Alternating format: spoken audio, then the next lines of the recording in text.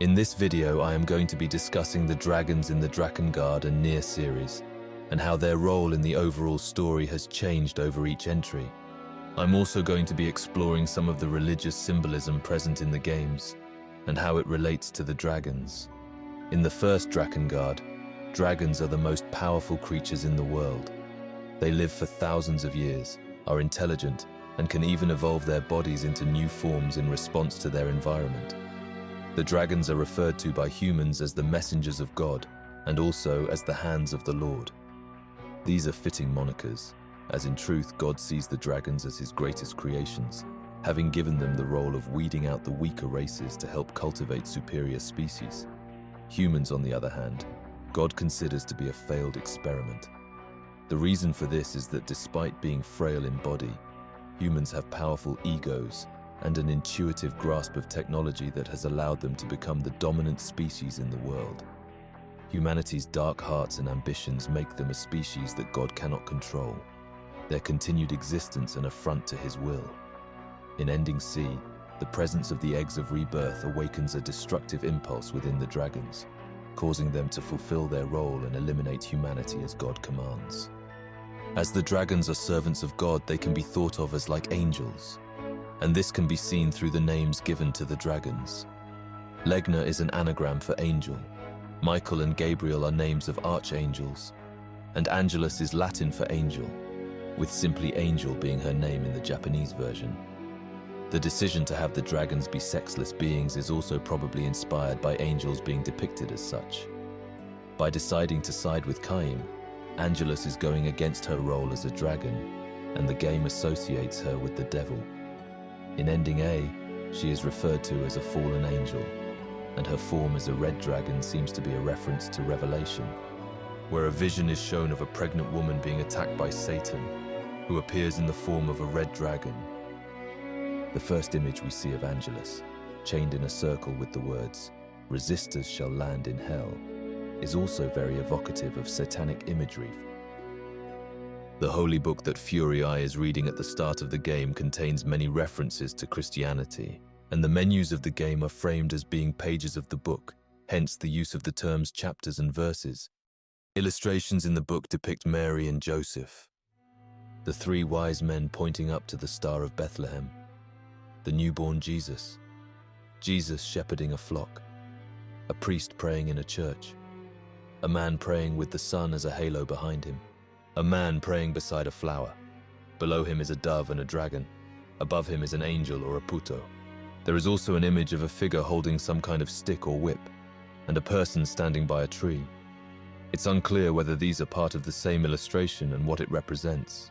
The most interesting of these images is a drawing of a dragon crucified on a tower, clearly a reference to Ending E. Angelus is wrapped in the roots of a plant, and the people below seem to be praying towards her.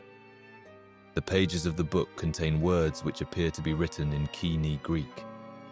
This writing also appears on the 5 pillars that surround the old palace of the Church of Angels, which CAIM finds after leaving the village of elves.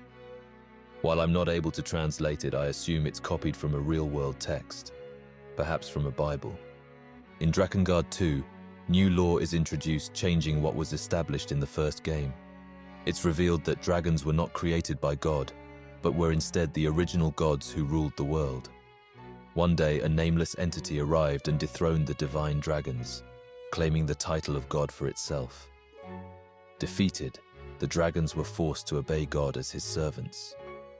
God sent a large egg of rebirth called the Bone Casket down to Earth, and ordered the dragons to use it to create the human race. Over thousands of years, the dragons have devolved and forgotten their own history. However, there are 2 types of dragons who still hold traces of their former glory. The first of these are archdragons, which live in another dimension, guarding a divine dragon temple called the Ancient Tombstone. The archdragons are the closest to resembling the original divine dragons, and they retain some knowledge of their history, plotting their revenge against God. The second type of dragons are the black dragons. Black dragons are a rare subspecies of dragon that are particularly violent, almost like mindless animals. However, the black dragons contain traces of ancestral memory within their blood, and because of this they are known as dragon apostles. It is explained that the black dragon who appeared in the original game was in fact being subconsciously guided by this memory of blood, instinctively carrying out his role in a scheme of the archdragons. By helping the Empire to destroy the seals, the black dragon made it possible for the archdragons to temporarily return to Earth, where they placed the bodies of Furii and the dying Inuart into an egg of rebirth. This creates Noe, a new type of being known as a true human. Noe is a fusion of a human, the goddess, and a dragon, as Inuart was still soul-bound to the black dragon when he was placed inside the egg. The archdragons descend on the black dragon, using some kind of magic to force him to evolve into a state capable of higher reasoning, and they give him the name Legna. They place him in charge of raising Noe, who they plan on using as a weapon to kill God. In Route C, Legna is shown evolving into an archdragon, and in Route B, he convinces Noe to lead the dragons into a war with God. This war has parallels to the war between heaven and the fallen angels. And from this game onwards, the fallen angel allegory seems to be applied to dragons as a whole, rather than just Angelus. The next game was the first NieR, and while dragons are not directly involved in the main plot, the research conducted on the corpse of Angelus is responsible for the discovery of magic and everything that comes as a result. Unlike Drakengard, this game takes more inspiration from Buddhism than Christianity. However, the devil associations are continued here. The diary of NieR's mother speaks of the dragon bringing the power of the devil into the world, and the drug made as a result of the research on the dragon's corpse is given the name luciferase. Moving on to Drakengard 3, some new information is revealed which retcons a lot of what had been previously established. The history of the dragons as the original gods is changed to be just a religion that the dragons believe in, with the archdragon evolutions essentially being caused by the power of their own faith. Drakengard 3 explains that the world was following normal Earth history up until the year 856, at which time a modern-looking city filled with dragons appeared in the Iberian Peninsula. Dragons are also said to be ancient enemies of the flower, which is supposedly another tool of God, and which dragons are the only reliable means of destroying. While nothing is ever confirmed, it's implied that both the dragons and the flower come from a futuristic world, which throws into question the nature of what God actually is. Some of the angels which the flower summons via the intoners appear to be dragons, and there is a consistent theme of these angelic dragons being bound in chains. The black goo entity is also shown trying to trap Gabriella with the same chains she has in her angel design, which could imply it was trying to force her to become an angel. Drakengard 1.3 is a story made from ideas that were pitched for a remake of the first game. It follows on from ending A of Drakengard 3, which means it takes place in a branch where the goddess and the seals don't exist. Pacts also don't exist in this world, so CAIM bonds with Angelus by ingesting her blood instead. Dragon's blood grants power but is also toxic to humans, and over time CAIM's mind gradually erodes. He continues to battle the Empire as he did in the game, and the people come to refer to Angelus as the Devil's Dragon. Towards the end of the story, Legna carries out a plan to infect the entire dragon race with red-eye disease. The dragons who are infected drastically evolve to take on the appearance of humanoid angels. Angelus in particular is depicted as having horns and crucifix tattoos across her body, again reinforcing the association with fallen angels. The dragons begin wiping out the human race, and also begin to give birth to new dragons, becoming an endless swarm. As the dragons finish devouring humanity, they begin to eat animals and plants, even consuming entire forests. As they continue to eat, they evolve once again, transforming into large, writhing masses of flesh, and begin to sing strange songs. The mountains of flesh transform again, taking on the shape of gigantic infants, and begin to devour one another. They then fuse together into one gigantic egg of rebirth as the world comes to an end.